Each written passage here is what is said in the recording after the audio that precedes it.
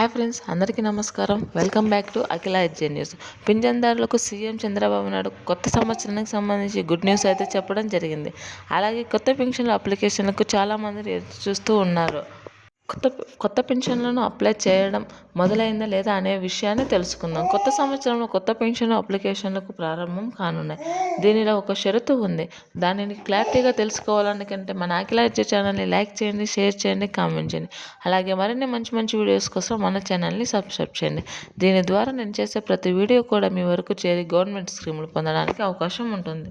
ఇప్పుడైతే పూర్తి విషయాన్ని తెలుసుకుందాం. ఒక కేటగిరీకి సంబంధించిన వారికి మాత్రమే దరఖాస్తు చేసే అవకాశం ఉంది అనే అప్డేట్ అయితే వచ్చింది.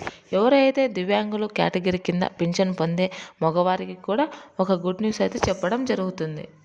ఆంధ్రప్రదేశ్ సీఎం అయిన చంద్రబాబు నాయుడు కొత్త సంవత్సరంలో జనవరిలో ఇచ్చే పింఛన్లో అయితే కొత్త మార్పు తీసుకురావడం జరిగింది. అది ఏమిటంటే పింఛన్కు జనవరి 1వ తేదీ కాకుండా డిసెంబర్ 31 ఉదయం 7 గంటల నుంచి ఇస్తామని చెప్పడం జరిగింది. రాష్ట్ర వ్యాప్తంగా ఉండే గ్రామ వార్డు సిబ్బంది అయితే ఈ పింఛన్ను అందిస్తారు.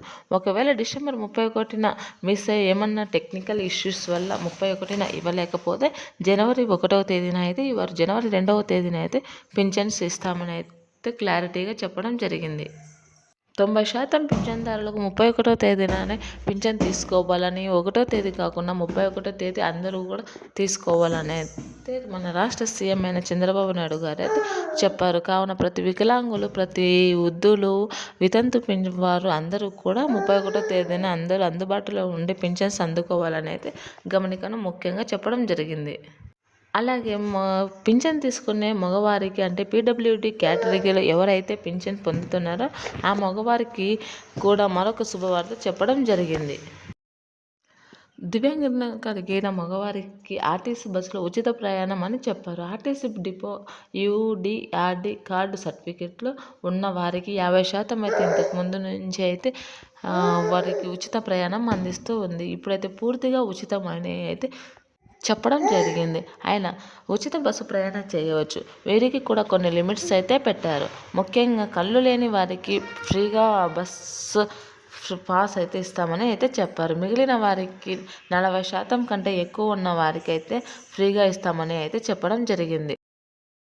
ఈ 40% పింఛన్కి శాతం ఉన్న వారికి ఉచిత బస్సు ప్రయాణానికి అయితే జనవరి 26 నుంచి అయితే అమల్లోకి తెస్తామని అయితే ఆదేశాలు ఇవ్వడం జరిగింది.